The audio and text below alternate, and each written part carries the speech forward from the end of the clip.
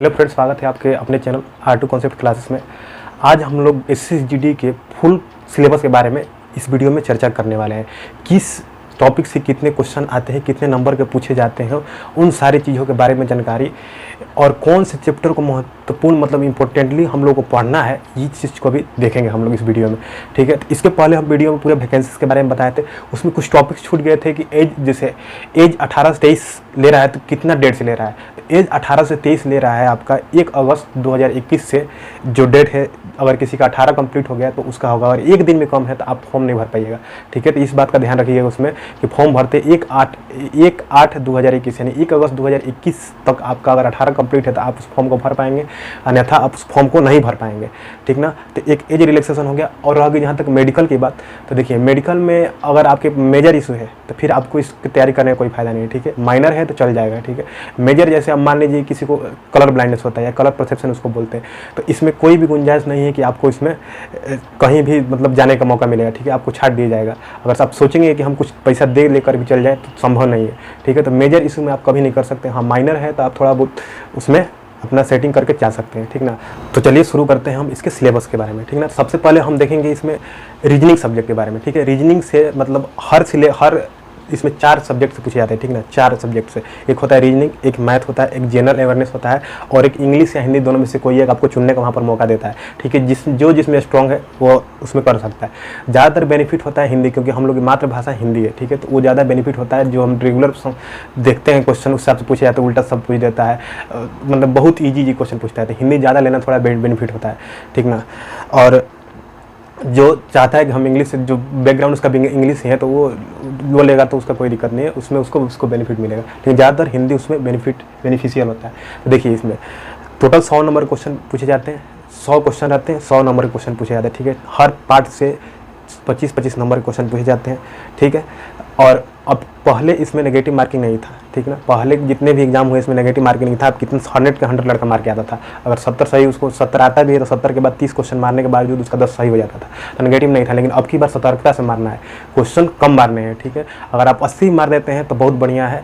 अगर 2-3 गलती भी हो जाएगा तो कोई दिक्कत नहीं। 80 है तो बेस्ट स्कोरिंग हो जाएगा आपके लिए, क्योंकि आपके लिए नेगेटिव है। आप कोई सोचेगा हम 100 मार देते तो उसमें ज़्यादा गलती हो जाएगा। 80 अगर मार देते तो आप सेफ जोन में आ जाएंगे। ठीक ना, तो अब देखते हैं नेगेटिव हो गया उसका। नेगेटिव इसमें 0.25 है। अगर एक गलती करिएगा 0.25 नंबर कट जाएगा, यानी टोटल अगर 4 क्वेश्चन गलती करिएगा तो आपका 1 नंबर कट जाएगा। ठीक है, मतलब एक जो सही क्वेश्चन है उस हिसाब से उसका कट जाएगा।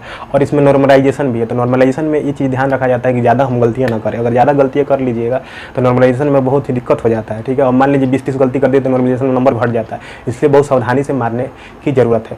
ठीक है, इसका सिलेबस कोई भास्ट नहीं होता है, बहुत ही ईजी सब्जेक्ट है। ठीक है, GD जो 10th लेवल का क्वेश्चन कैसा होगा, बहुत ईजी होता है, तो बहुत ईजी होता है। देखिए रीजनिंग में ज़्यादा बहुत सारे चैप्टर है, लेकिन मेनली पूछा जाता है उसमें से जो सिलेबस में शो किया है उसी हिसाब से क्वेश्चन मेनली ज़्यादा पूछे जाते हैं। जैसे सबसे पहले समानताएं और अंतर।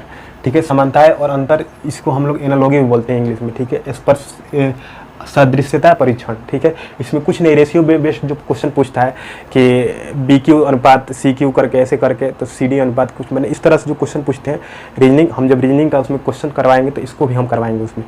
ठीक है, तो ये बहुत ईजी होता है, बस दिमाग बस थोड़ा सा लगाइएगा, बस इसमें निकल जाता है। ठीक है, तो इससे क्वेश्चन आपको 3 से 4 क्वेश्चन पूछ दिए जाते हैं। इससे 3 से 4 क्वेश्चन पूछ दिया जाता है, इसमें ज़्यादा ये नहीं है। रेशियो बेस्ड रहता है, रेशियो करके दिया रहता है। ठीक है, इसमें 3 से 4 क्वेश्चन पूछ दिए जाते हैं। फिर उसके बाद हो गया कोडिंग डिकोडिंग, जो इसमें ABCD से रिलेटेड पूछता है। कोडिंग डिकोडिंग में दे देता है कि T का 20 है तो E का कितना होगा। मैंने इस तरह से कोडिंग डिकोडिंग के जितने क्वेश्चन होते हैं वो हम जब बताएंगे तो उसमें क्लियर करते जाएंगे। ठीक है, तो कोडिंग डिकोडिंग से 2 से 3 क्वेश्चन पूछे जाते हैं।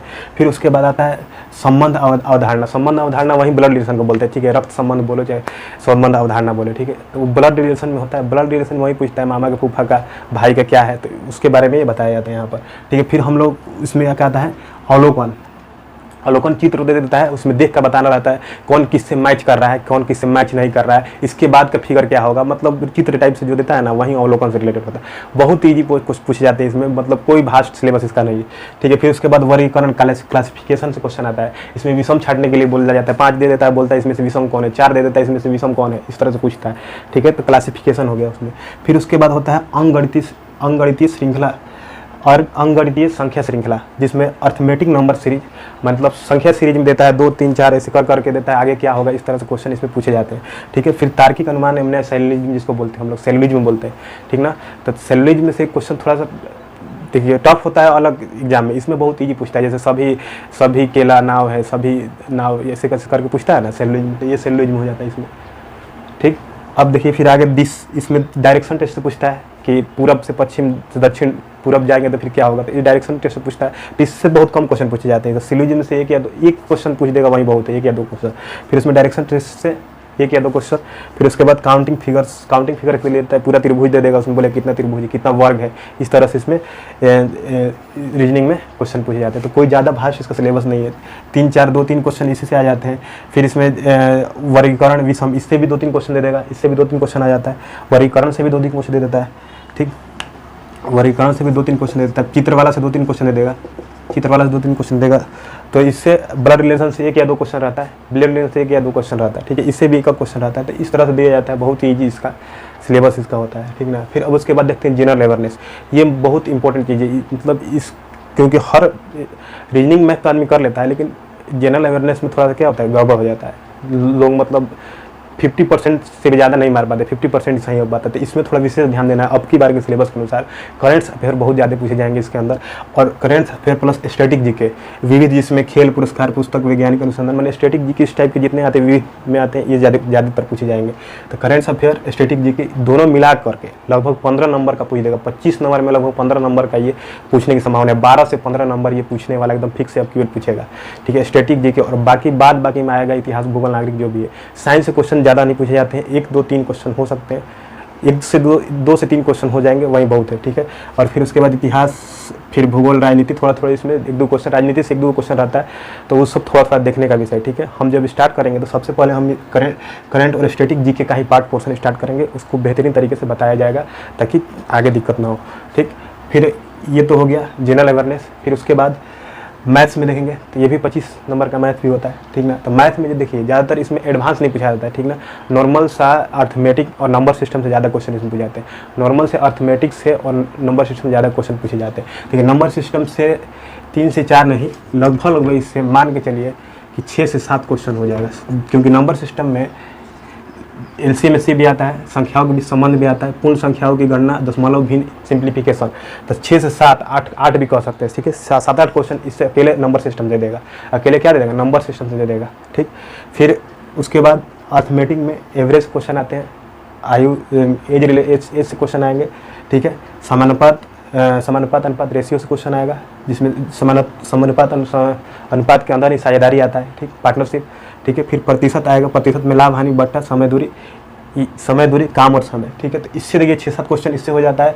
फिर एज एवरेज से मिला के 2-3 क्वेश्चन यहाँ से हो जाएंगे। ठीक है, फिर अनुपात समानुपात साझेदारी से मिला के इसमें भी 2-3 क्वेश्चन हो जाएंगे।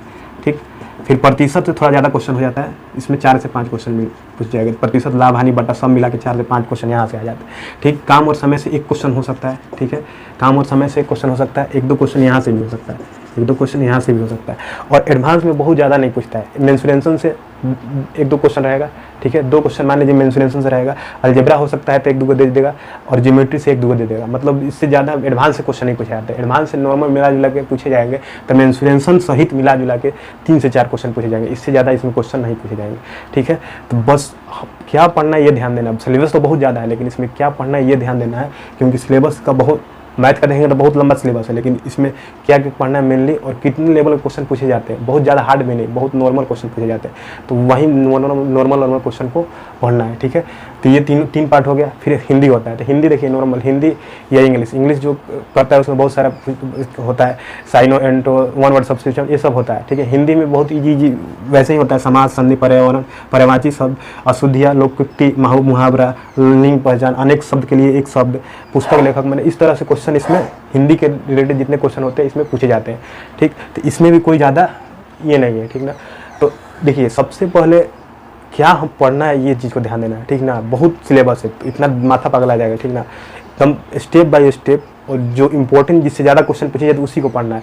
अब इस सारे जो बताए हैं इसी से ज़्यादा रिलेटेड क्वेश्चन पूछे जाते हैं, और भी होगा सब्जेक्ट, ठीक है।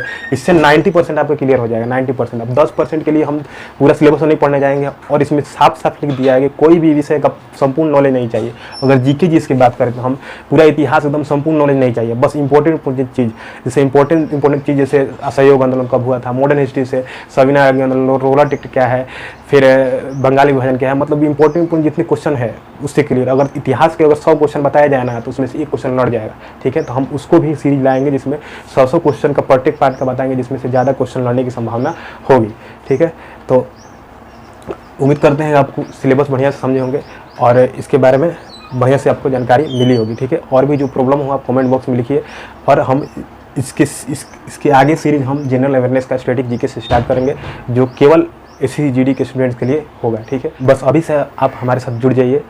कैसे आप लोगों को 80% स्कोर करना है, इसके लिए हम हमेशा इसमें आगे आपका सहयोग करते रहेंगे और वीडियोस बना के डालते रहेंगे, ठीक है। अगर वीडियो अच्छा लगा है तो इसको चैनल को सब्सक्राइब कर लीजिए, और आगे चाहते हैं कि हमारे साथ जुड़े रहें, हमारे वीडियो को देखते रहें। हम इसके ऊपर पूरा आगे स्टैटिक जीके के ऊपर बनाएंगे, फिर आप लोगों का डिमांड होगा तो रीजनिंग और मैथ्स का भी बताएंगे, ठीक है। तो आप हमारे साथ जुड़ जाइए और दूसरे बच्चों को भी शेयर करिए ताकि दूसरों का भी फायदा हो सके, ठीक है। धन्यवाद।